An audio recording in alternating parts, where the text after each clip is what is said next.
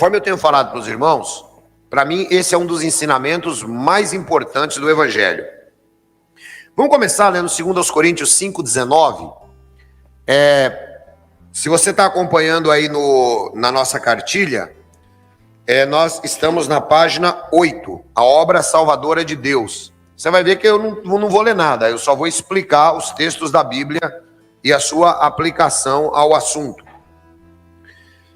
Vamos ler 2 Coríntios 5,19, está escrito: ou seja, que Deus em Cristo estava reconciliando consigo o mundo, não levando em conta os pecados dos homens, e nos confiou a mensagem da reconciliação. O que é que nós entendemos aqui então, irmãos? Nós entendemos que depois da queda do homem, conforme nós já falamos, o homem pecou, o homem tentou se redimir, conforme o pastor Felipe estava ensinando aqui agora, através das obras, né? O budismo é uma religião muito antiga que prega, vamos dizer aí, uma espécie de salvação, né? Porque na verdade não é salvação, é o estado chamado nirvana, que é um estado elevado e iluminado, conforme o pastor explicou. E esse estado elevado e iluminado, ele torna você um Buda, porque a palavra Buda significa iluminado. E o homem tentou de todas as maneiras, através da filosofia, através da religião, através das boas obras e assim sucessivamente, a buscar a salvação. Mas ele não consegue e não conseguirá, jamais, tá? Então Deus, ele fez o processo de reconciliação. Vamos pegar aqui nessa palavra. Um casal separa e depois ele se reconcilia. Aí fica facinho para você compreender.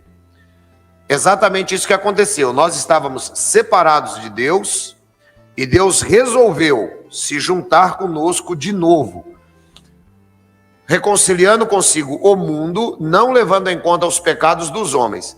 Irmãos, Deus é tão misericordioso que se Deus fosse levar em conta os pecados dos homens, nós estávamos todos perdidos. Porque não ia dar. Não tem obras que você faça que te aproximem de Deus, não é? Então, Deus estava em Cristo reconciliando os homens novamente e nos confiou a mensagem da reconciliação, conforme eu citei a semana passada, que é este o motivo pelo qual nós pregamos o Evangelho. Vamos para Efésios capítulo 1, versículos 6 e 7, onde nós vemos aqui a seguinte expressão: para o louvor da sua gloriosa graça, a qual nos deu gratuitamente no amado. Vejam só, o 7, por favor, irmão, depois a gente volta aí. Nele temos a redenção, por meio do seu sangue, o perdão dos pecados, de acordo com as riquezas da graça de Deus. As cartas paulinas, elas tratam da graça de uma maneira muito especial. O que é a graça? Quando alguém te pergunta, somos salvos pela graça. Sim, somos salvos pela graça. Mas o que é a graça? A graça, irmãos, é exatamente aquilo que nós não alcançamos quando nós tentamos buscar a redenção através dos nossos próprios esforços. A graça é a chamada benignidade imerecida. Ou seja, nenhum de nós merecíamos o que Deus fez por nós. Mas, devido ao seu amor, ele resolveu nos perdoar e nos reconciliar, conforme diz. Então é nele, em Cristo, por meio do seu sangue, que nós temos o perdão dos nossos pecados. A obra salvadora de Deus, em Cristo Jesus, vejam só, ela é realizada em Cristo. É por isso que, se você crer com o seu coração que Deus o ressuscitou dentre os mortos e com a sua boca confessar, você será salvo. Porque essa obra, ela é realizada apenas em Cristo Jesus. Tá legal? De acordo com 1 Coríntios capítulo 15, versículo 3, que diz: pois primeiramente lhes transmiti o que foi que recebi, que Cristo morreu pelos nossos pecados, segundo as Escrituras. Eu expliquei a semana passada sobre a questão da morte substitutiva de Cristo. Cristo morreu por todos nós, enquanto nós não tínhamos nem nascido. Então, vejam só o amor de Deus para conosco. Nós não tínhamos nem nascido e já havia um plano de salvação.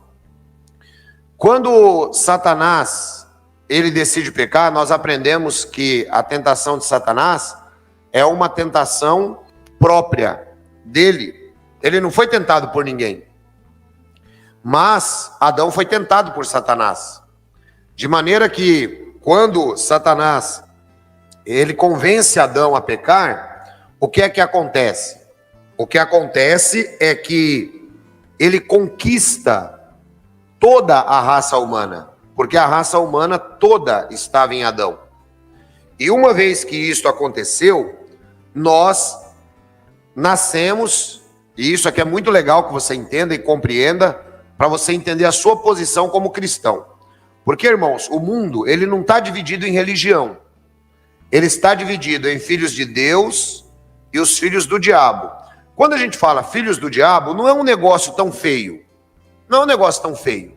É que o pessoal já pegou o diabo como um camarada que tem chifre e tal. Nada disso aí.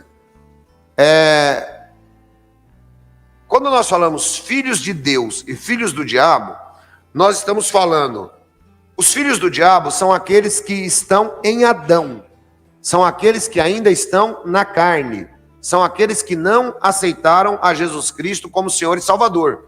Então esses são filhos do diabo porque o diabo fez com que Adão se tornasse também o seu filho. E os filhos de Deus são aqueles que foram reconciliados, conforme nos diz aqui o texto, em Cristo. Então o mundo está dividido nessas duas categorias, não tem terceira. Não tem o caminho do meio, como ensina o budismo.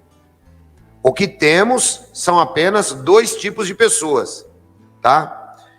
Ou seja, ou você foi justificado por Jesus, ou você não foi justificado por Jesus. Quando você nasceu, vamos ver Efésios capítulo 2, versículo 1. Quando você nasceu já debaixo do reino das trevas, porque o mundo estava no poder de Satanás. Veja, Efésios capítulo 2, versículo 1. Então o que acontece? Vocês estavam mortos em suas transgressões e pecados. Então todos nós, irmãos, quando nascemos, nós já nascemos nessa situação, mortos em nossas transgressões e pecados. Por isso que ninguém tem mérito perante Deus. Ninguém consegue chegar a Deus através de qualquer tipo de justiça que seja. Ninguém consegue. Somente através de Cristo. Portanto, sendo justificados pela graça, através da morte de Cristo, conforme nos diz 2 Coríntios 5,14, nós recebemos a adoção como filhos. Primeiro, o processo é de justificação, ou seja, todos nós fomos justificados pela graça. A justificação eu já expliquei a semana passada.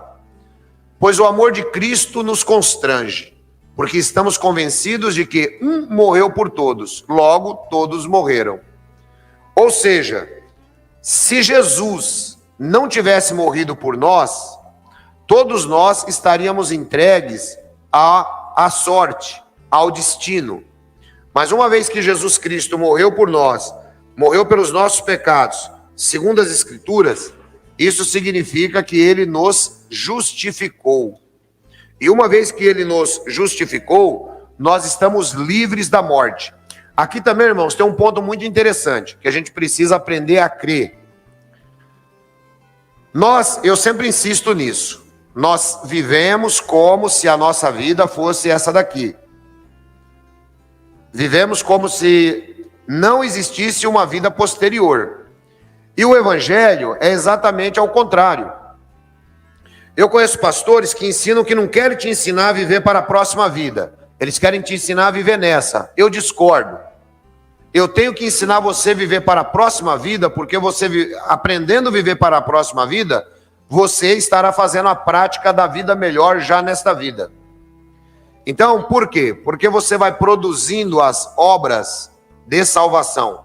como salvo, já em Cristo Jesus. Então nós somos justificados. O salário do pecado é a morte. Ou seja, todos nós teríamos que morrer. Então a humanidade estava condenada. Você consegue entender isso? Fica completamente condenada a humanidade. Mas em Cristo Jesus, todos foram justificados. Todos aqueles que aceitam Jesus Cristo como nosso Senhor e Salvador. E uma vez que você aceita Cristo, de acordo com o apóstolo Paulo, lá em Gálatas capítulo 2, versículo 19 e 20, Gálatas 2, 19 e 20, nós entendemos o seguinte, olha só: pois por meio da lei eu morri para a lei, a fim de viver para Deus. Fui crucificado com Cristo, assim já não sou eu quem vive, mas Cristo vive em mim. A vida que agora vivo no corpo, vivo-a pelo Filho de Deus, que me amou e se entregou por mim. Então, o que acontece? Uma vez que nós aceitamos a Jesus Cristo como Senhor e Salvador, conforme nos mostra o texto, é como se nós tivéssemos sido crucificados com Cristo. Então, nós já morremos para o mundo. Já morremos para o mundo. Nós não fazemos mais parte do mundo. Agora, nós fazemos parte do reino de Cristo. A Bíblia diz que ele nos transferiu do reino das trevas para o reino do Filho do seu amor. E é exatamente nesse aspecto que nós precisamos ter a compreensão. Veja comigo, por exemplo, Gálatas capítulo 2, versículo 19 e 20. Gálatas, capítulo 2, versículo 19 e 20. Nós acabamos de ler aqui, né? 19 e 20. Morreu para a lei, a fim de viver para Deus, e fui crucificado com Cristo. Romanos, capítulo 4, versículo 25, nos dá a ideia do que foi que aconteceu neste momento, quando nós morremos com Cristo. Quando você aceita Cristo, você praticamente está crucificado com Jesus. E Romanos 4, 25 nos diz: ele foi entregue à morte por nossos pecados e ressuscitado para a nossa justificação. Então preste atenção. É por isso que a Bíblia diz, e a regra para a salvação, ela é muito clara. Se com a tua boca confessares e com o teu coração creres que Deus o ressuscitou dentre os mortos, será salvo. Essa é a regra para a salvação, básica, que está aqui, ó. Ele foi entregue à morte por nossos pecados. Ponto. Isso aqui, irmãos, é muito interessante a consideração. No dia que Jesus morreu, morreram também mais 2 pessoas com Jesus. E nos dias de Jesus, morreram muitas pessoas. O Império Romano, ele adorava crucificar o pessoal, sabe? Qualquer tipo de rebelião, o camarada, a pena capital era a crucificação em Roma. E aí, o que acontece? Pensa junto comigo. Quantas pessoas foram crucificadas? Mas o único que se destacou foi Cristo. Porque a obra redentora de Deus, através do Espírito Santo, nos convence disso. Logo, ele foi entregue por nossos pecados. Morreu pelos nossos pecados. Mas se ele tivesse só morrido, tinha adiantado alguma coisa? Não. E ressuscitado para a nossa justificação. Então você foi justificado, seus pecados foram justificados quando Jesus ressuscita. De acordo com o livro de Hebreus, ele comparece perante a pessoa de Deus, ele presta, vamos dizer assim, satisfação a Deus pela obra redentora da cruz. Este é o verdadeiro evangelho. O restante, irmãos, é cócega nos ouvidos, que falsos instrutores têm feito, inclusive em muitas igrejas por aí. Tá? Esse é o verdadeiro evangelho. Nada mais, nada menos. Cristo morreu pelos nossos pecados, segundo as Escrituras, e ressuscitou para a nossa justificação. Esse é o ponto importante. E é por isso que lá no livro de Abacuque, no capítulo 2, versículo 4, tem um texto que é muito interessante, que se nós não compreendermos, nós não conseguimos entender a nossa justificação. Está escrito: o ímpio está envaidecido, seus desejos não são bons, mas o justo viverá por sua fidelidade. A versão Almeida diz que o justo viverá pela fé. O justo viverá pela fé. De maneira que, quando nós passamos a considerar isso, nós passamos a entender a graça de Deus e a justificação que nós tivemos em Cristo Jesus. O justo viverá pela fé. Por quê? Irmãos, sem fé é impossível agradar a Deus. Hebreus capítulo 11, versículo 1. Sem fé é impossível agradar a Deus. Não tem jeito. E isso é algo que só pode ser produzido no seu coração através do Espírito Santo de Deus. Olha lá. A fé é o firme fundamento das coisas que se esperam e a prova das coisas que não se veem. Então, se você não consegue vislumbrar o reino de Deus, se você não consegue se ver, é que o pessoal criou muita história, é difícil você desconstruir pensamentos errados. Pensamento certo é difícil você colocar na cabeça do pessoal, e pensamento errado é pior ainda para você tirar da cabeça do pessoal. Entendeu? O camarada, depois que ele assimila uma besteira na cabeça, para você tirar aquela besteira religiosa da cabeça dele, ele fica a vida inteira com aquilo. Quando a gente fala que a fé é o firme fundamento daquilo que não se vê, o que é que nós estamos compreendendo?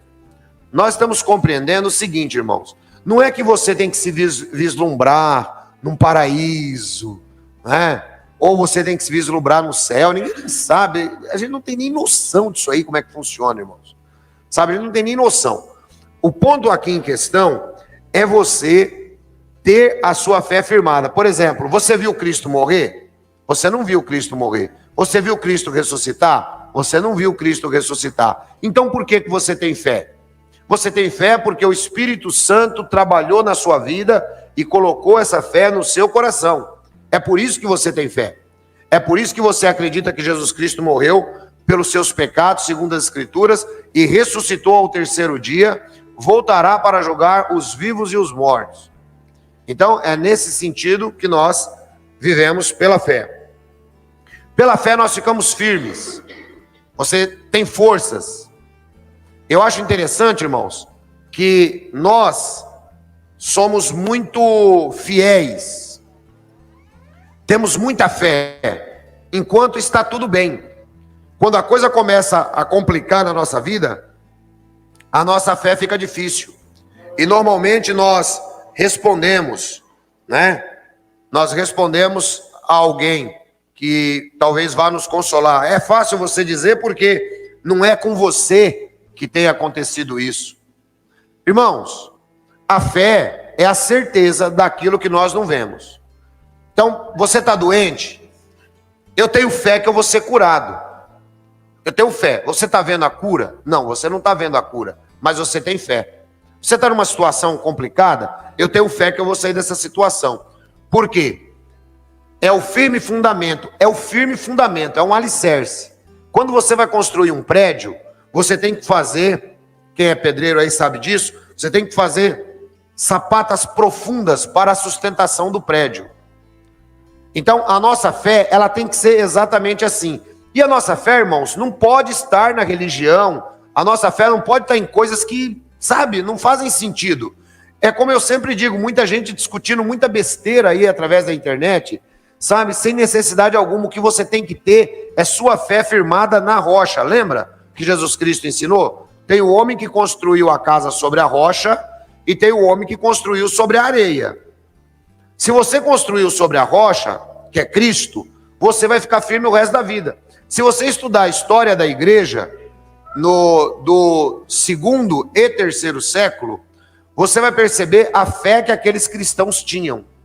Aqueles cristãos, eles chegavam a ponto de serem lançados dentro da arena, no Coliseu, ali para serem devorados por feras.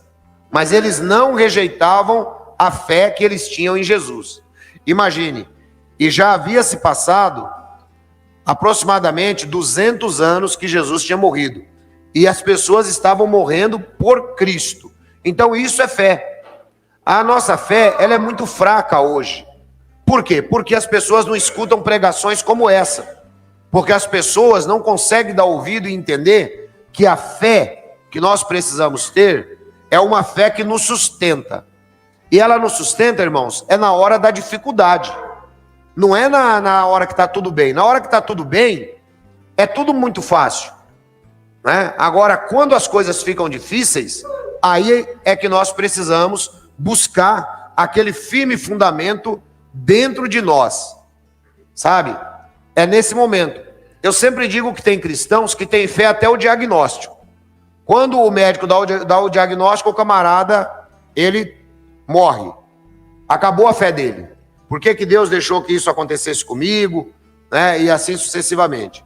Irmãos, nós precisamos entender que nós temos que andar pela fé.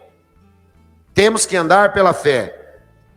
Pela fé, aqueles homens de Hebreus capítulo 11 obtiveram a boa fama. Estão na galeria dos heróis da fé. 1 de João diz que pela fé nós vencemos o mundo. Pela fé nós resistimos ao diabo. Pela fé nós somos sustentados. E pela fé nós ficamos firmes. Essa é a fé de quem foi justificado em Cristo Jesus. Então, você primeiro precisa entender que você foi justificado em Cristo e você precisa andar pela fé. É complicado? É complicado. Mas para e pensa junto comigo. Se você não consegue visualizar, né, a questão fé na sua vida, e fé é a firme convicção das coisas que você não vê, mas você espera. Então, por exemplo, nós esperamos que Jesus vai voltar. Amém? Isso é fé. Nós sabemos que nós vamos passar momentos de tribulação na vida. Sabemos disso. Nós temos fé que Deus vai cuidar de nós como Ele prometeu. Às vezes, irmãos, eu sempre digo assim, nós queremos entregar os nossos passos a Deus, mas depois nós tomamos de Deus as rédeas e nós queremos cuidar da nossa própria vida. E não pode ser assim. Uma vez que você tem fé que Deus vai providenciar, Ele vai providenciar. Se você pegar Romanos capítulo 4, você vai ler e vai ver que ali Abraão é considerado o pai da fé. Por quê? Exatamente porque, imagina junto comigo, Abraão era um homem rico, Abraão tinha muitas ovelhas, tinha muitos camelos, tinha tudo que o homem poderia ter naquele tempo. Um dia Deus aparece para ele e fala assim, Abraão, ó, é o seguinte, eu tive pensando, eu vou trazer o descendente através de você. Então você sai da sua terra, esquece os seus parentes aí, e vai para uma terra que eu vou te mostrar. Irmãos, é interessante que o diálogo de Deus com Abraão, Abraão não fica falando assim, Senhor, mas onde que é essa terra que o Senhor vai mostrar? Onde que é? Não. E o mais interessante, irmãos, é que Deus fala com Abraão, Abraão pega tudo que ele tem, pega o sobrinho dele que é Ló, e eles vão numa caminhada. Pela direção do Espírito de Deus, eles vão caminhando para a terra de Canaã, que é a terra que Deus daria para os descendentes dele. E olha, irmãos, que coisa interessante quando você lê a Bíblia e começa a entender. Aquela promessa para Abraão, ela só iria se cumprir 430 anos depois. Nós estamos falando do tempo do descobrimento do Brasil para cá. Você já imaginou? O Pedro Álvares Cabral, quando chegou aqui, pelo menos, né? Vamos usar a história oficial, né? Vamos falar da história oficial. Quando Pedro Álvares Cabral chegou aqui, ele imaginaria que o Brasil ia ser isso aqui, tudo que é hoje? Jamais. A cabeça do Abraão era exatamente essa cabeça, de 500 anos atrás. Deus fala assim, Abraão, eu vou te dar essa terra para os seus parentes, para os teus filhos, eu vou dar tudo para eles. Né? Então sai da sua terra e vai embora, vai embora. O Abraão pega e sai e vai embora. Aí eu pergunto para os irmãos, nós temos essa fé, irmãos? Quem tem aí? Levanta a mão. Irmãos, já parou para pensar nisso? Ó, deixa a sua casa, põe uma mochila nas costas e vai que eu vou te mostrar um lugar que você vai. Eu vou te mostrar um lugar, né? Aí a Bíblia, por isso que Abraão é chamado de o pai da fé. E é por isso que a Bíblia diz que o justo viverá pela fé. Então isso é uma coisa que nós não podemos desconsiderar jamais. E vejam, essa promessa para Abraão, ela começaria a se cumprir 430 anos depois, quando os descendentes dele fossem libertos do Egito. Só que essa promessa, até hoje, ela não se cumpriu. É por isso que vai ter o período milenar de Cristo aqui na terra, para poder cumprir a promessa. Todos os limites da terra que Deus deu para Abraão, Abraão é o único homem que Deus deu escritura de terra, e o povo judeu. Só, o resto é tudo invasor. O restante, todo mundo invadiu. Mas aquela terra ali é do povo judeu. E é exatamente a partir de lá que Jesus Cristo reina, conforme nós aprendemos. Então, a fé faz parte do processo de justificação. Você precisa crer que você foi justificado. Efésios capítulo 2, versículo 8 e 9. Você precisa crer que você foi justificado, e uma vez que você foi justificado, você está salvo, porque pela graça sois salvos, por meio da fé. Isso não vem de vós, é dom de Deus. Veja, presta atenção nessa expressão.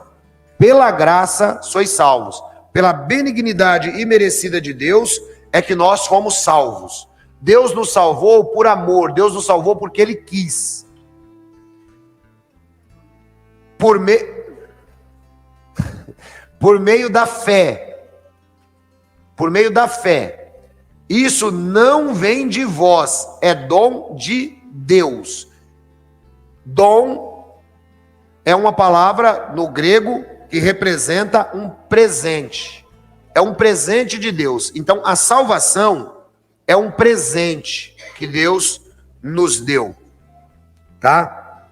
É um presente que Deus nos deu. O próximo agora que é o 9, mano. Não vem das obras, para que ninguém se glorie. Então, irmãos, a salvação, nós fomos salvos porque Deus quis que nós fôssemos salvos. A graça de Deus nos alcançou. E vivendo nessa dispensação da graça, nós precisamos entender isso. Não vem das obras, para que ninguém se glorie. Porque todos nós vamos comparecer perante o tribunal de Cristo. Claro que não para salvação, conforme nós já aprendemos. Mas compareceremos para receber o nosso galardão. Ou seja, o que nós fomos aqui como cristãos, o que nós fomos como crentes, não é? E uma vez que nós comparecemos perante Cristo, você, por exemplo, não vai poder chegar lá e falar assim, olha, Jesus, eu fiz isso de bom, fiz aquilo de bom, né? Teve algumas horas que eu pisei na bola. Não, ninguém vai poder se gloriar, irmão, perante Cristo. Todos nós fomos nivelados debaixo do pecado e salvos pela graça. Esse é um dos motivos que eu sempre ensino, que ninguém pode julgar ninguém. Ninguém pode julgar ninguém por causa disso. Por quê? Todos nós estamos no mesmo nível e fomos salvos apenas pela graça. Por esta graça sois salvos. Não vem de obras para que ninguém se glorie. Você já pensou se Deus fosse salvar, irmão, por obra? Já pensou? É isso que eu acho legal a gente analisar no Evangelho. A gente vê o amor de Deus em nós. Pense, por exemplo, se o critério de Deus para salvar fosse o cara rico. Bom, nós estava todo mundo lascado. Né? Porque é 1% da população que é rica. Então, esse é rico mesmo, de verdade. Né? Então imagine aí, se Deus fosse salvar porque o camarada, ele tem a pele branca. O que seriam dos negros? Se Deus fosse salvar porque o camarada tem a pele negra, o que seriam dos brancos?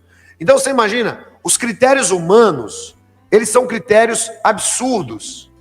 Vamos imaginar que Deus fosse salvar porque ele fez boas obras, muito bem. E os que não fizeram? Então, não.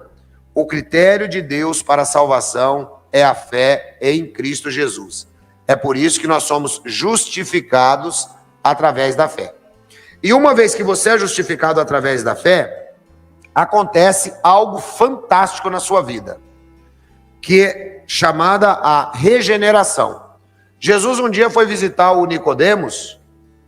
Aliás, o Nicodemos foi visitar Jesus, né? Era de noite, João capítulo 3. E diz a Bíblia que Nicodemos era mestre dos judeus e ele se tornou um discípulo de Jesus.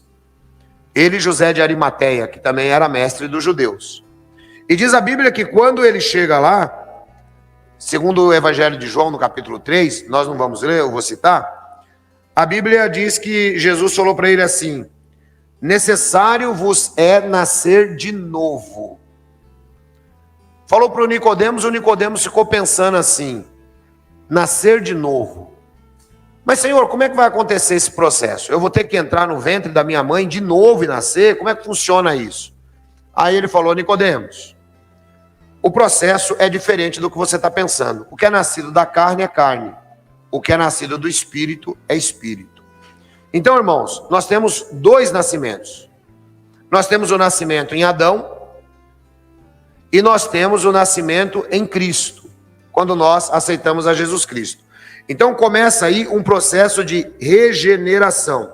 Segundo aos Coríntios 5,17, que nós vamos ler, mostra-nos esse processo. Quando você aceitou Cristo, você foi justificado, o processo de regeneração também começa na sua vida.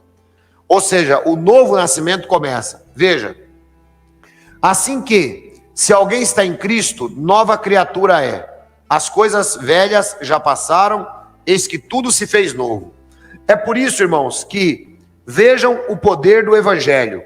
Você não deve ficar se culpando pelas coisas passadas, porque você está em Cristo, e quem está em Cristo, nova criatura é, tudo se fez novo.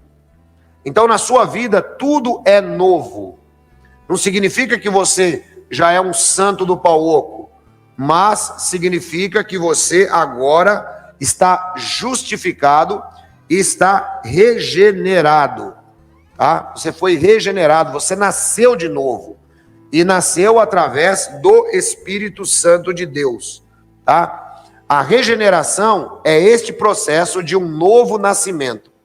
É por isso que eu disse aqui que o mundo está separado entre os filhos de Deus, que são os regenerados, justificados, e os filhos do diabo, que são os filhos de Adão. Tá?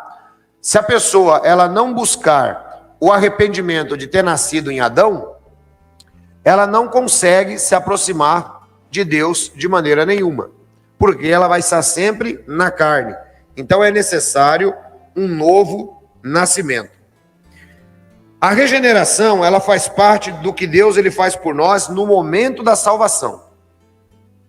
No momento da salvação, quando você identifica que você é salvo. Vamos dar uma olhada em Efésios capítulo 1, versículo 14. No momento que você entende a salvação, a regeneração, ela faz parte. Olha só.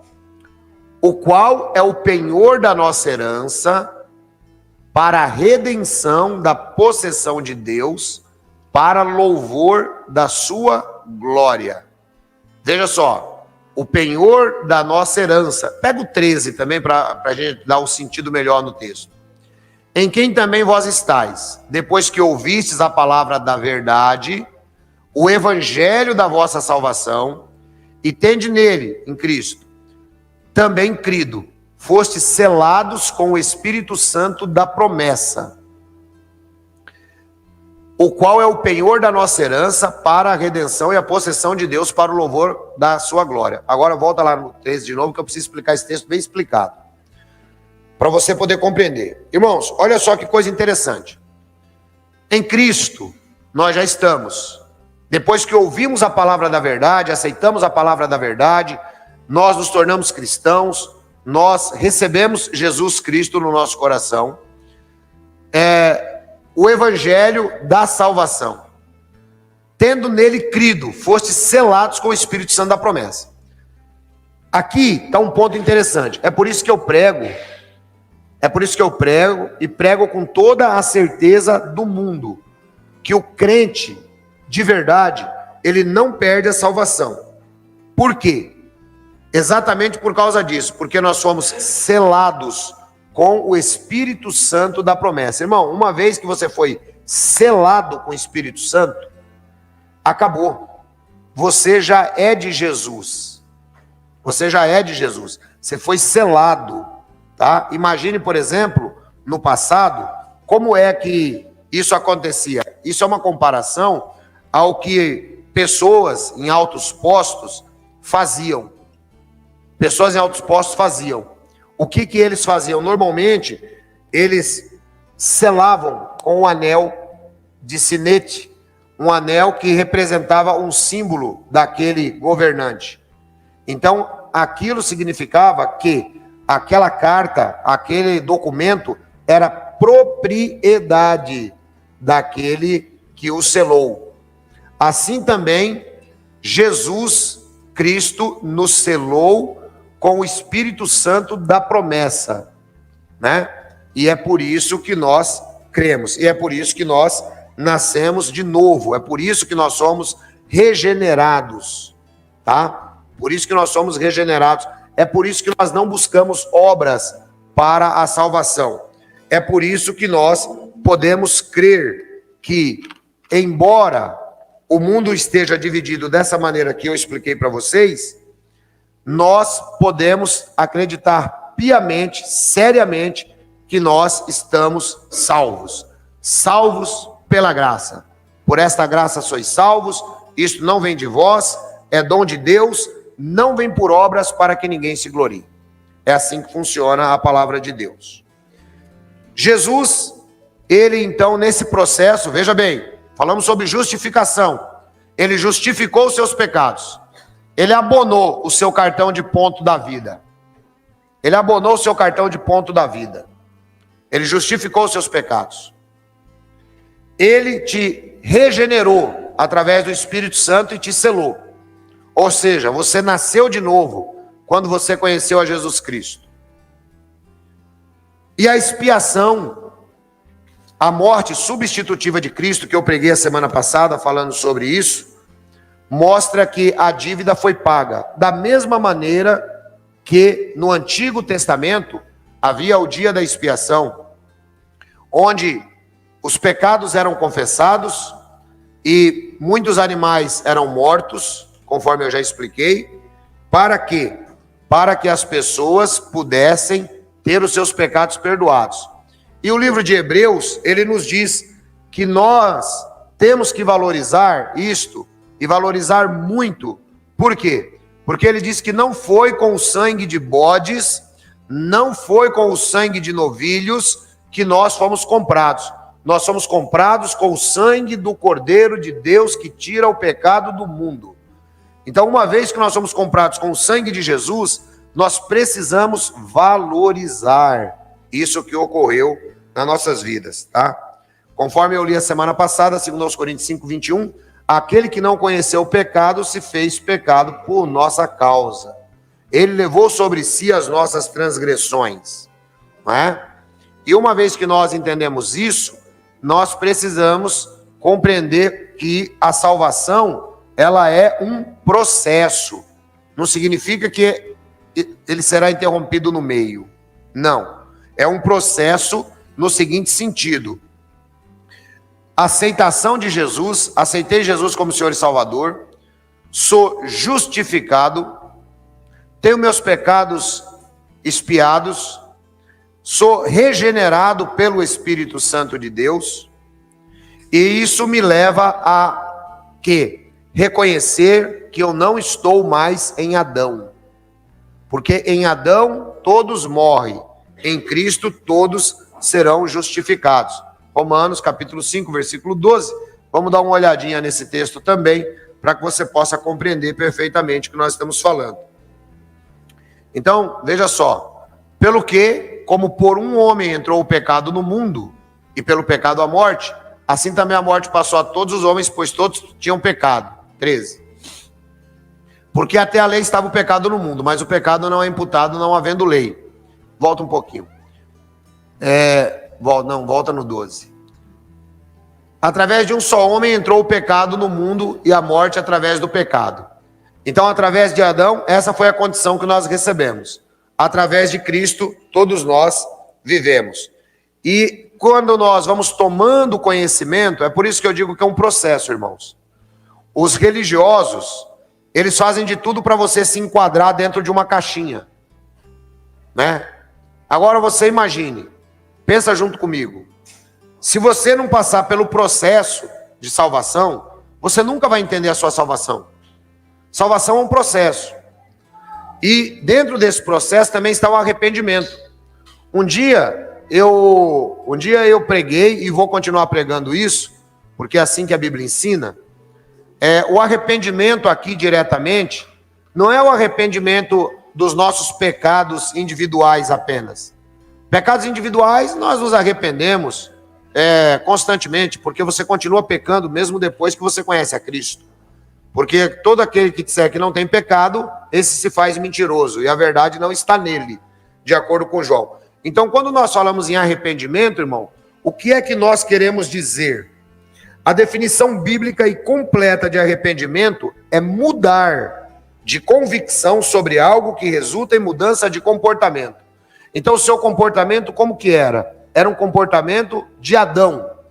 Então, você tem que se arrepender de ter nascido em Adão. E, ou seja, quando você aceita Cristo como Senhor e Salvador, você pratica já este arrependimento. Você precisa ter a convicção que você agora está em um novo nascimento. E é assim, dentro do processo de salvação, que nós vamos nos arrependendo. Consequentemente, vamos também nos arrependendo dos nossos pecados. Porque se nós praticarmos o pecado dentro de um conhecimento que nós já sabemos que não deve ser cometido, o que é que ocorre? Nós não estamos praticando as obras de salvo. Então, todo salvo, ele vai praticando obras de salvação. Tem deslize? Tem deslize de vez em quando. Agora, isso não é uma abertura para o pecado. Ok? Então, eu gostaria que a irmã abrisse aí para mim, Atos dos Apóstolos, capítulo 5, versículo 31, para vocês entenderem essa questão do arrependimento quando os apóstolos estão pregando. Atos dos Apóstolos 5, 31. Deus, com a sua destra, o elevou a príncipe e salvador para dar a Israel o arrependimento e remissão dos pecados. Vejam, aquilo que eu estou dizendo. Aqui é o discurso, né, de Pedro e João, falando sobre Cristo Jesus, que Deus o elevou a príncipe e salvador para dar a Israel o arrependimento e a remissão dos pecados. Então, esse arrependimento que os israelitas estavam recebendo naquele momento era exatamente a aceitação de Jesus Cristo como Senhor e Salvador, né? E assim também, todos nós, quando nós aceitamos a Cristo, nós nos arrependemos de ter nascido em Adão e nós passamos a viver uma vida em Cristo Jesus. Essa vida em Cristo Jesus, que eu estou dizendo é um processo, é o processo que também vai gerar a santificação. Muita gente confunde isso. A palavra santo na Bíblia é agnos, que significa separados. Quando nós falamos em santificação, nós estamos falando em separação. Deus nos separou do mundo e, consequentemente, das obras que o mundo pratica. 1 Coríntios capítulo 1, versículo 30. Então, notem, irmãos, que interessante. Um processo vai acontecendo na nossa vida. É devagarzinho. Não dá para você ficar dentro de uma caixinha, conforme eu disse, né? Pare e pensa junto comigo. As seitas, por exemplo, elas tentam enquadrar você dentro de um modelo. Já percebeu que todo sectário é igual? Já notou isso? Todo sectário é igual. É igual dentro da sua seita. O modelinho é o mesmo. O tom de voz é o mesmo. O modelo de vestimento é o mesmo. É tudo igual. Você já imaginou? Se Deus ele fosse tratar dessa maneira conosco?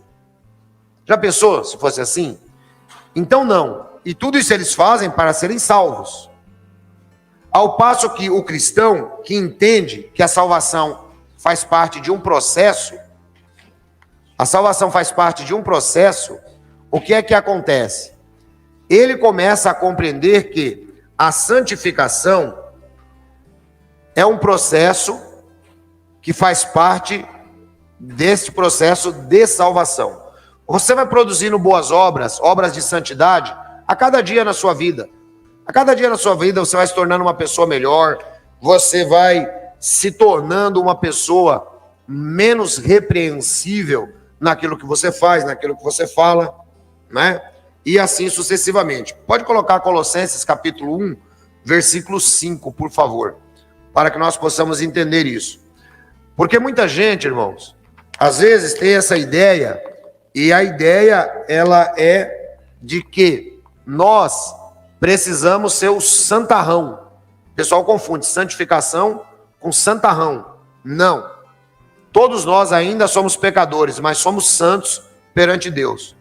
Por causa da esperança que vos está reservada nos céus, da qual já antes ouviste pela palavra a verdade do Evangelho.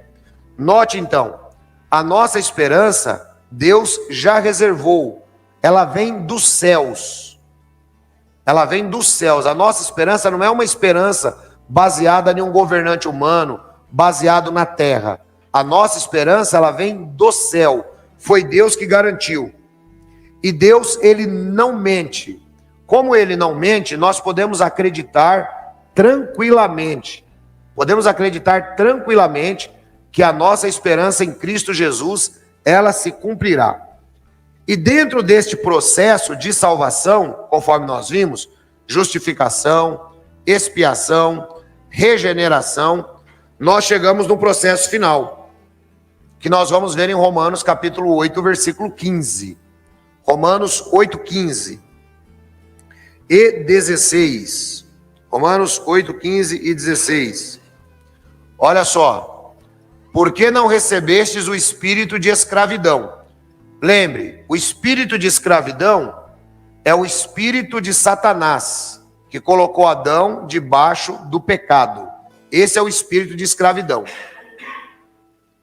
Não recebestes o espírito de escravidão para outra vez estardes em temor, mas recebestes o espírito de adoção de filhos, pelo qual clamamos Abba Pai. Essa é uma expressão aramaica que significa papai. Ou seja, a última parte do processo é a adoção, tá? Para você compreender.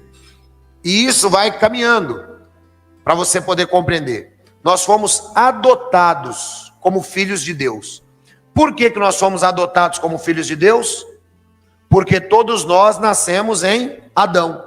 Todos nós éramos filhos de Adão. Então agora, você já não é mais da descendência humana de Adão.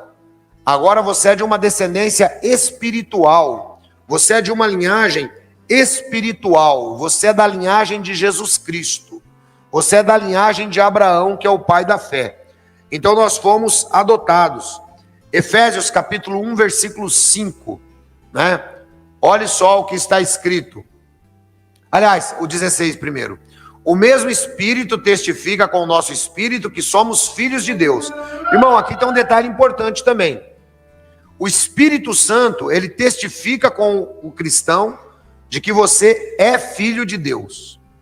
É por isso que quando eu digo que crente não perde a salvação, é exatamente porque ele se tornou filho, ele foi adotado. Deus não volta atrás. Os dons de Deus são sem arrependimento.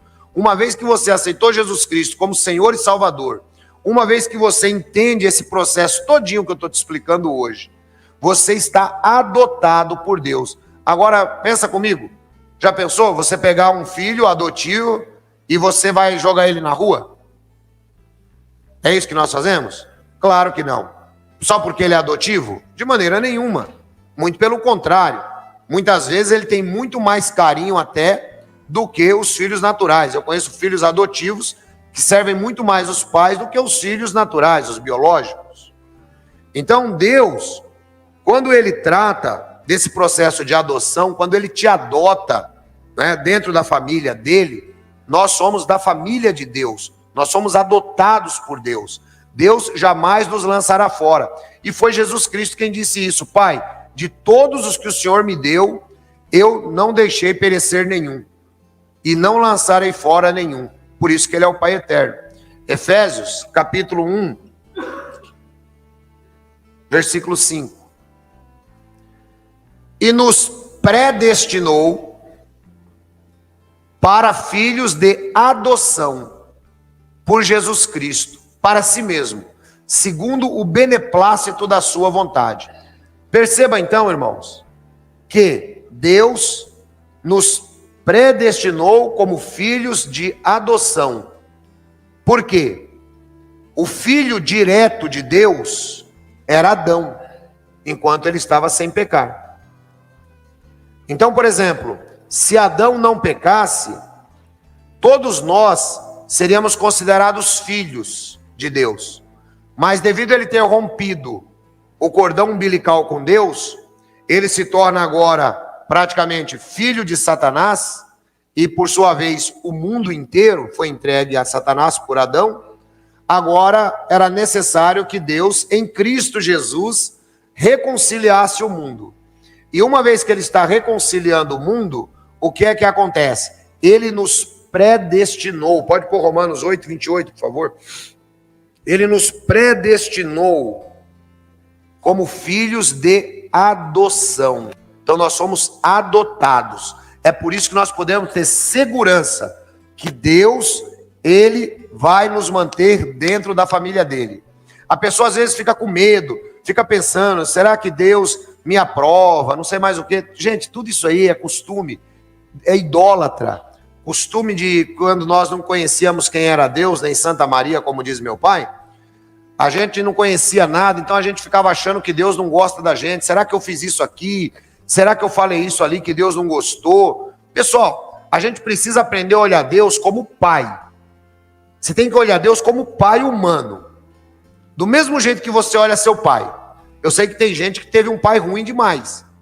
Mas, de modo geral, os pais são bonzinhos. Não é verdade?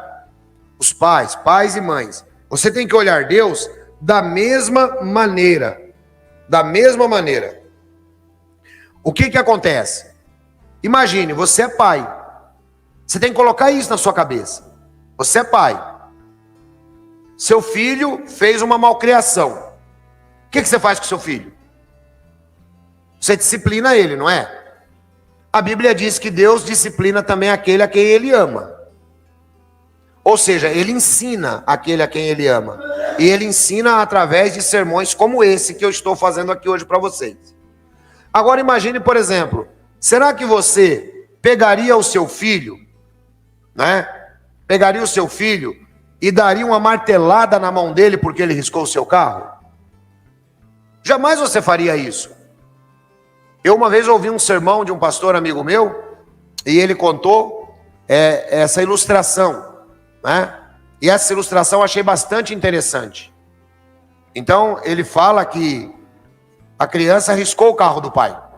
De fora a fora, pegou um prego e riscou. Criança. Quando o pai chegou que viu o carro, o pai pegou o filho e macetou a mão do filho com aquele mesmo prego. Bom, isso não é pai. Então, irmãos, Deus não faz isso com a gente. Você tem que aprender a olhar Deus como pai, sabe? E o pai, ele não tem coragem de fazer mal para o filho. Assim também é Deus conosco. É por isso que toda essa baboseira desses ensinamentos religiosos aí, eu rejeito.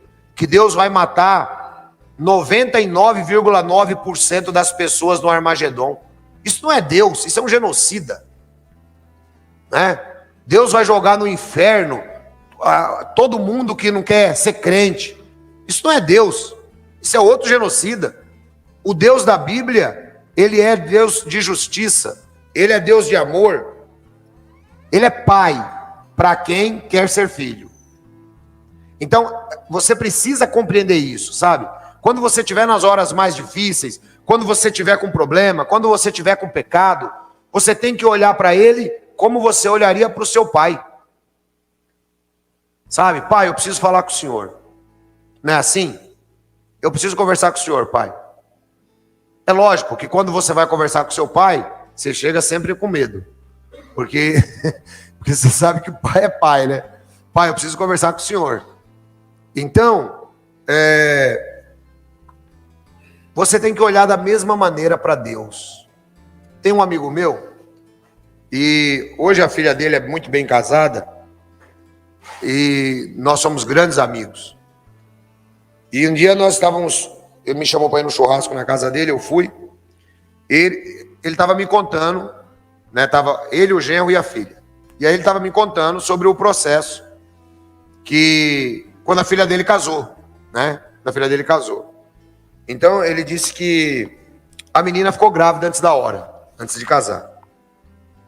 Aí disse que a menina chegou e falou assim: mãe, preciso falar com a senhora e com o pai. Aí foi lá falar tal. A mãe queria se descabelar, ficou louca, né, do juízo. Aí ele, como pai, olhou e falou assim: tá, mas vem cá, vocês vão casar? Vamos. Aí ele falou para a mulher dele assim: então por que você está se descabelando?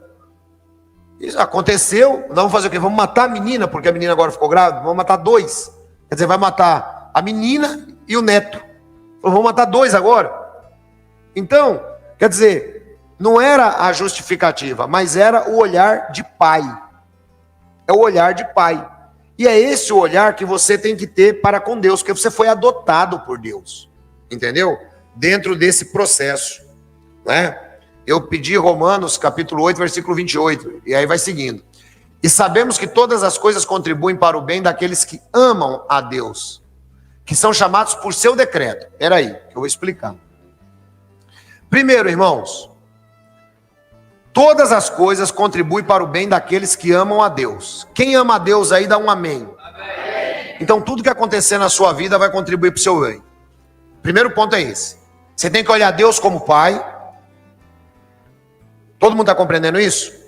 Olhar Deus como pai, e qualquer coisa que acontecer na sua vida vai contribuir para o seu bem. Ah, mas isso que está acontecendo comigo não é bom. Não é bom, mas vai se transformar em bem na sua vida depois. Talvez é um processo que você está passando para você amadurecer. Nós, como seres humanos, temos a tendência de não querer sofrer, de não querer passar dificuldades. Nós queremos sempre que tudo esteja da melhor maneira para nós. Mas, às vezes, Deus permite que dificuldades nos aconteçam na vida. Para quê? Para que nós possamos compreender que Ele está no controle. Todas as coisas contribuem juntamente para o bem daqueles que amam a Deus, daqueles que são chamados por seu decreto. Então, irmãos, não murmure, não se queixe, fique tranquilo, você foi chamado pelo decreto de Deus. Deus decretou que você está salvo. Deus decretou isso. Você vai fazer o quê? Quem é que vai falar o contrário disso aí? Deus decretou. Você foi chamado pelo seu decreto. Então, quando acontecer alguma coisa, furou o pneu do seu carro, pare e pensa assim, furou o pneu do meu carro, eu não vou xingar porque eu vou chegar atrasado na reunião. Não, irmão. Furou o pneu no seu carro, muitas vezes, para que você não fosse pego por aquela carreta que pegou o outro lá. Você entendeu? Veja, para o bem daqueles que amam a Deus. Não é que Deus fica protegendo um e desprotegendo o outro. Não é nada disso. Mas aqueles que amam a Deus, tudo que acontece no universo contribui para o bem deles, porque eles foram chamados pelo decreto de Deus. Foi Deus quem decretou. É por isso que eu sempre ensino que esse evangelho que eu prego, irmãos, eu não abro mão de pregar esse evangelho. Esse evangelho é evangelho de igreja vazia. Esse evangelho é um evangelho que ninguém quer ouvir, mas esse é o verdadeiro evangelho. Esse aqui é um evangelho que não é cócega nos ouvidos, não. Eu podia chegar aqui e ficar pregando para vocês Velho Testamento, pegar um salmo, ficar aqui salmodiando, né? Mas quem gostava de salmodiar era o Salomão e o Davi, né? Nós não, nós pregamos o evangelho da salvação para afirmar a sua fé, porque a sua fé vai ser testada, e quando ela for testada, você vai falar assim: tudo isso que eu estou passando, eu aprendi, e eu sei que Deus vai me sustentar, porque o justo viverá pela fé, de acordo com Abacuque, capítulo 2, versículo 4. Então, irmãos, todas as coisas, lembre-se, pense sempre nisso. Tudo, até mesmo erros e pecados que você cometeu, contribuíram para o seu crescimento. Porque você ama a Deus. Próximo. Porque os que dantes conheceu, também os predestinou. Preste atenção nisso. Os que dantes conheceu. Então Deus te conheceu antes de você nascer. Eu acho que vocês já estão carecas de ouvirem eu pregar isso. Mas se vocês fossem lá no deserto ver João Batista pregando, João Batista também pregava só a mesma coisa. Arrependei-vos, pois o reino do céu se tem aproximado. E eu decidi fazer essa série, que eu termino hoje, sobre salvação, para ensinar-vos que a sua salvação deve estar firmada em Cristo. Ela deve estar firmada na rocha. E que você foi predestinado à salvação. Os que dantes conheceu, também os predestinou. Então, muito antes de você nascer, lá na eternidade, Deus já sabia que você estaria hoje ouvindo essa pregação, reforçando a sua fé. Deus, ele já sabia de tudo isso. Porque ele te conheceu antes. Também os predestinou para serem conformes à imagem do seu Filho. Esse é o objetivo final, irmãos. Nós nos tornarmos parecidos com o Filho de Deus. Esse é o objetivo. O objetivo final é esse. É atingirmos a perfeição em Cristo. Quando nós formos arrebatados e tivermos nosso corpo transformado, é claro, né? A fim de que ele seja o primogênito entre muitos irmãos, né? Próximo. E aos que predestinou, a esse também chamou. Presta atenção que tem uma sequência. Primeiro, ele te predestinou lá na eternidade. Lá na eternidade, ele sabia que você era salvo. Ele sabia que você era salvo. Como ele sabia que você era salvo, ele te chamou. Isso é o que nós chamamos de graça irresistível. Os salvos não resistem à graça. Eles são atraídos a Deus e a Cristo. E Deus usa os mais diversos métodos, irmãos, para atrair os salvos. Às vezes, coisas que você acha que, muitas vezes, contribuíram para algo que te envergonhou, ou algo que não foi legal na sua vida. Às vezes era só Deus te dando um chacoalhão, para falar: ô, você é salvo, meu filho, levanta a cabeça e vamos andar. Entendeu? Os que predestinou, ele também chamou. Aos que chamou, esse também justificou. Olha o processo. Ele predestina, chama, justifica. E aos que justificou, esse também glorificou. E veja que tudo isso está no presente, no futuro, irmãos. Chamou, predestinou, chamou, justificou e glorificou. Ou seja, todos nós já participamos da glória de Deus em Cristo Jesus. Todos nós somos predestinados para a salvação. Todos nós somos justificados, todos nós somos chamados, todos nós somos glorificados em Cristo. Próximo versículo. Que diremos, pois, essas coisas? Se Deus é por nós, quem será contra nós? Irmãos, quando você pega um texto desse, é um texto para você glorificar de pé, como diz o apóstolo. É texto para glorificar de pé, né? Porque pensa junto comigo. Se Deus é por nós, quem será contra nós? Você vê como a nossa fé, ela não atinge o momento que a gente gostaria, né? Você vê como não atinge? Irmãos, se Deus é por você, quem vai ser contra você? O grande problema é o que eu sempre digo, é que nós pensamos que a nossa vida, ela está baseada só aqui nesse mundo. Se você entender que a sua vida, ela começa depois da sua morte, você vai pensar completamente diferente. Você vai entender completamente diferente. Se Deus é por nós, quem será contra nós? Então, irmãos, não adianta, pode vir diabo, pode vir demônio, pode vir seres humanos, pode vir qualquer tipo de força. Deus é por nós. Amém? É por isso que nós não precisamos ficar com crendice, com medo de macumba, com medo disso, com medo daquilo, porque Deus é por nós. Só que você tem que crer. Você tem que ter fé. Você tem que ver o barco começando a afundar e ter uma atitude diferente dos discípulos de Jesus. Senhor, não te importa que pereçamos? Desculpe. Senhor, não te importa que pereçamos? E aí Jesus diz: homens de pouca fé.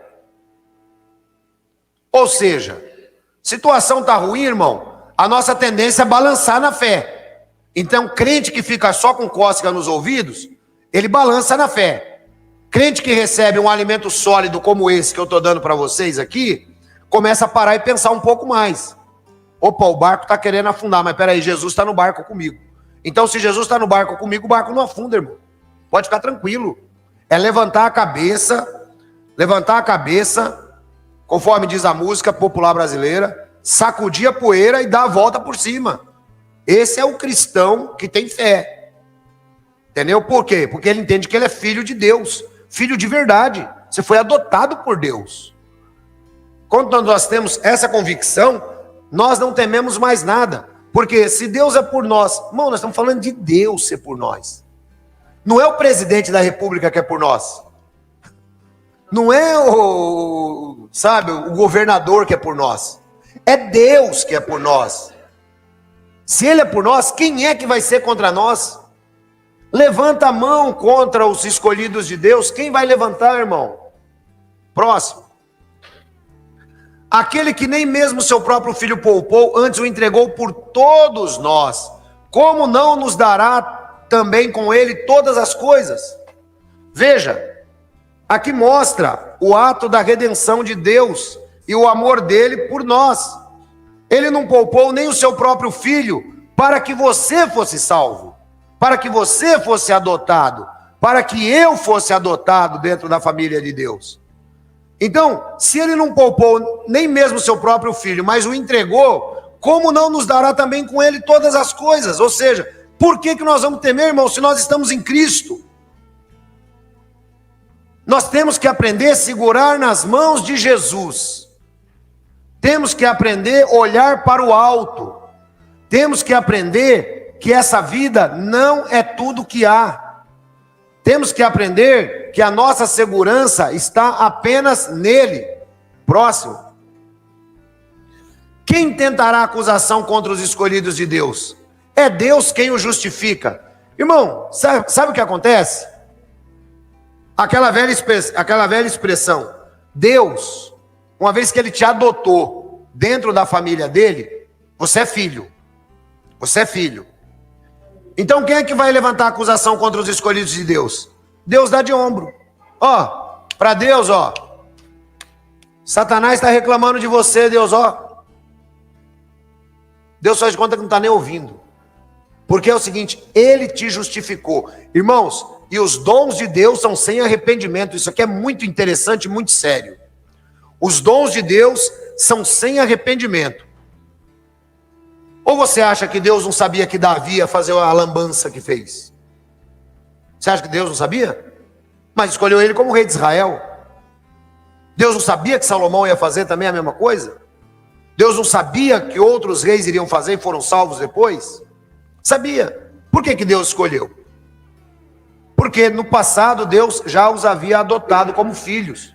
O sangue de Jesus, ele retroage na eternidade e ele vai até a eternidade. Então, é Deus quem nos justificou, irmãos. Não foi o presidente da república.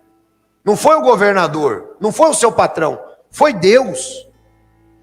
Você quer promessa mais poderosa e mais maravilhosa do que essa?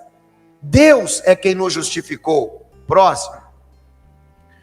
Quem os condenará? Quem os condenará? Quer ver por quê? Volta no versículo 1, por favor, depois você volta nesse de novo. Quem os condenará?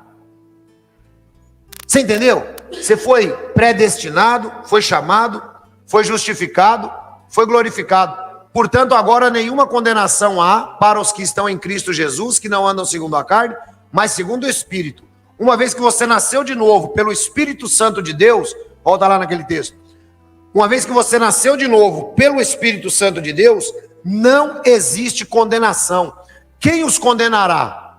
Pois é Cristo quem morreu, ou antes, quem ressuscitou dentre os mortos, o qual está à direita de Deus e também intercede por nós. Veja só que interessante.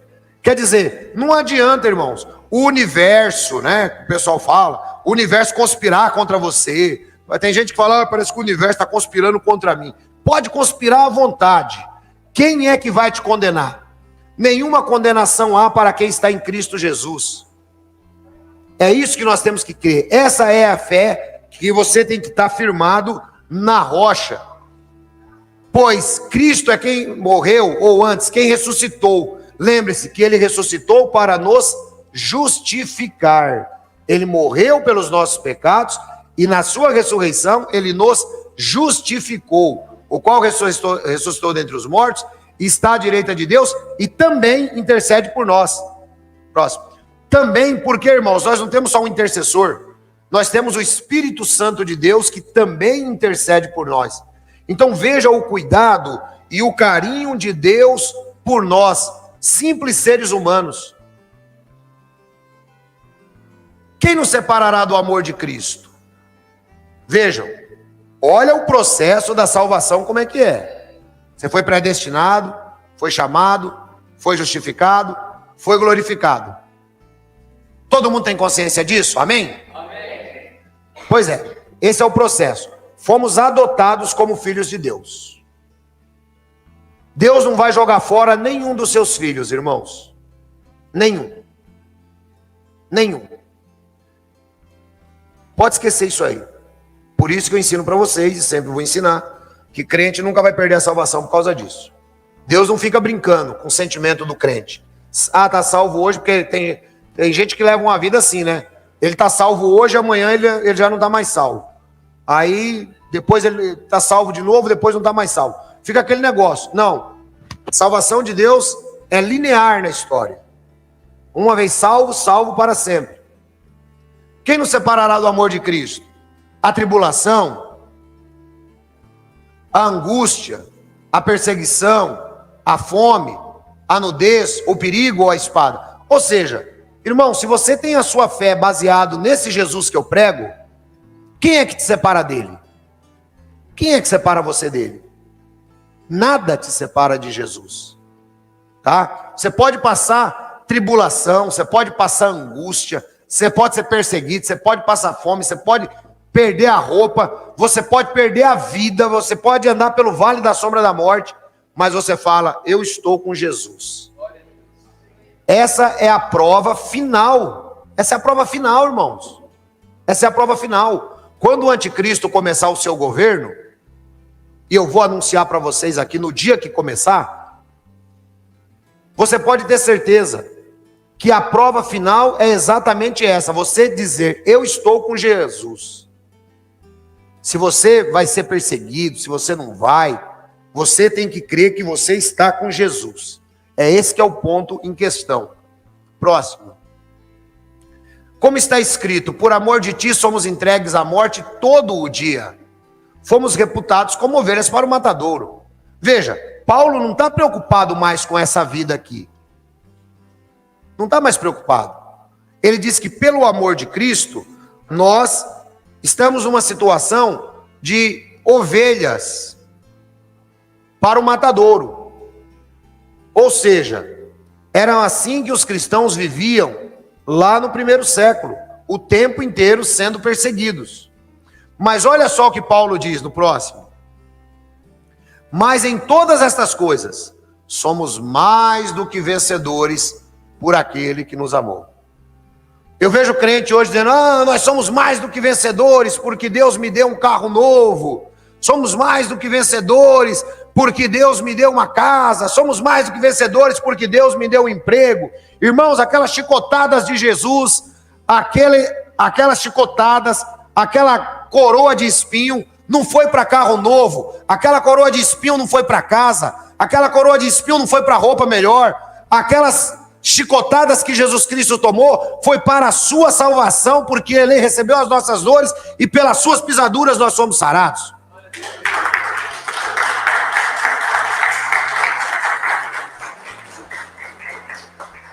É para isso, irmãos. Em todas essas coisas nós somos mais do que vencedores. Se você está com a fé firmada realmente em Cristo Jesus, irmão, pode vir. Deixa vir para cima. Você jamais vai rejeitar a Cristo. Esse era o teste dos cristãos no primeiro século, conforme eu falei, primeiro, segundo, terceiro século, até o quarto século. Eram jogados na arena, eram muitas vezes queimados.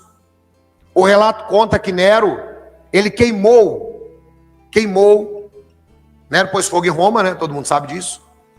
Mas além de fazer isso, ele construiu uma passagem com os cristãos crucificados e queimando, para iluminar as ruas de Roma, porque o camarada era cristão. Então, dá uma olhada na fé que esse pessoal tinha, porque era uma fé realmente firmada em Cristo. A fé igual eu ensino vocês a terem aqui. Era uma fé firmada na rocha, era uma fé firmada em Cristo. Eu sempre digo, irmãos, que quando, por exemplo, o governo do anticristo começar, aí você vai entender quem era cristão e quem não era. Aí você vai ver, você vai falar, não, realmente, porque muitos, você acha que o pessoal vai querer viver uma vida como os cristãos passaram a viver no primeiro, segundo, terceiro século? Então, irmãos, nós precisamos reforçar a nossa fé. Hoje eu termino essa série de pregação sobre a salvação, tá? Termino essa série de pregação, depois o restante do módulo, ele vai falar sobre visões arminianas, calvinistas, toda essa besteirada aí que o pessoal fica discutindo e que eu nem me preocupo com isso. Você tem que se preocupar de verdade em estar em Cristo, só isso. Porque se você, imagina, irmão, que Jesus entrasse por aquela porta agora, abriu a porta, Jesus entrou, e Jesus fala assim, vem comigo. Todo mundo levanta. Quem é o primeiro que vai correr? Ô Jesus, nós vamos para onde? Para onde que nós estamos indo, Jesus? Ninguém vai fazer isso, né, irmão? Então você tem que estar com Jesus. Para onde Jesus vai te levar, deixa que Ele sabe. Ele vai te conduzir para o melhor caminho. Sempre. Sempre. Tá bom? Em todas as coisas somos mais do que vencedores naquele que nos amou. Próximo. Porque eu estou certo. Veja só a certeza dele, que é a certeza que nós precisamos ter, irmãos.